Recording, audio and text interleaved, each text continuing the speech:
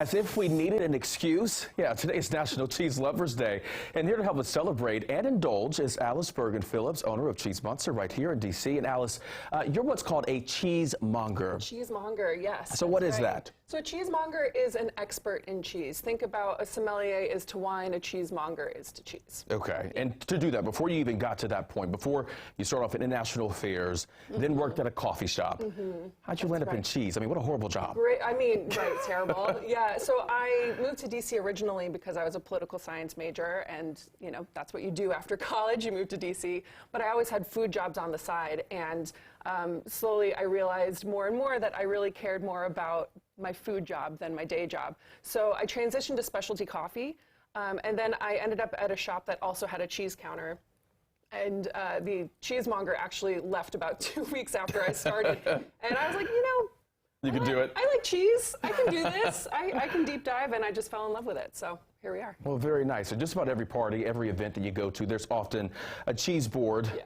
This looks better than most. Well, it's getting there. We've got some more stuff to do to it. But, yeah. So what is the trick? How do you make it happen? How do you make it look good? So for me, the key is variety, right? Especially if you're having people over, you want everybody to have something that they're going to enjoy. So that comes down to a variety of cheeses. So for example, today we have Mary Goat Round, which is from Firefly Farms, which is from Maryland, so a local cheese. Goat's milk, so it is soft cheese, sort of brie style, but it's got that goat's milk tang to it. Okay. We've also got a 2-year aged cheddar, so a hard cheese, so I've got a soft and a hard. Cow's milk, raw from Shelburne Farms in Vermont, so different location, different milk, different style. And then the last one is a blue cheese, obviously, so Stilton, Colston Bassett Stilton from England, again, different style. Cow's milk, so same as the cheddar, but different than the goat. So a variety of cheeses. And then in addition to that, a variety of other accompaniments as well. So we've got some fruits, we've got some veggies, we've got some pickled stuff, we've got some dried stuff, something for everybody. Okay, we have about 45 seconds left. So how do you take this, put it on the board, and make it look good? Beautiful. Again, variety. So we are going to play around a little bit. So you have, you know, variety of colors, variety of textures. We've got grapes, we've got blackberries, we've got a couple different types of veggies involved. You want to get color, you want to play with styling, just sort of playing around and having fun. Okay. Yeah. Now, something to celebrate today. Today is actually National Cheese Lovers Day. If you're like me, you're probably overly excited. Back with us this morning, though, is Alice Bergen-Phillips, owner of Cheesemonger right here in D.C. And Alice, the last hour, we actually had these cheese plates out here. Yes. They're what I would probably call naked. Yes. Now they're fully clothed. That's right. How Correct. did you do it? Yeah, deconstructed and now constructed. Okay, and how did you do it? What did you... I did a bunch of stuff. So first of all, I had our 3 cheeses that we're featuring today. So the Mary Goat Round from Firefly Farms, the 2-year aged cheddar from Shelburne Farms, and then the Colston Bassett Stilton. And then from there, I kind of build around each of the cheeses and what I think is going to pair well with each of the cheeses. So I like sweeter things with my softer cheeses and with my blues. So you'll notice over here we've got some berries and some grapes and some dried cranberries. And then with my harder cheeses, just personal preference, I really like to have more savory options. So I've got some olives, some veggies over here as well, but people can kind of mix and match as they would like. As they choose. Yes. And talking about the pairing, so when it comes to pairing the cheese with beverages, how best should someone do that?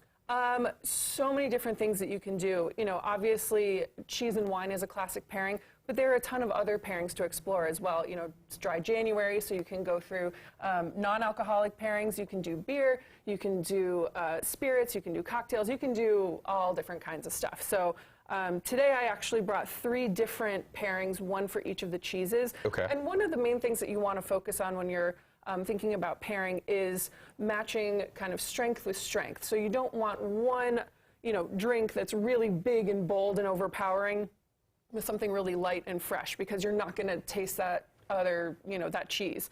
So. And we have about a minute left. So let's start with one of the, let's do the alcohol. Okay, let's do it. All right. I'm actually really excited. This, so this is going to go with our Mary Goat Round.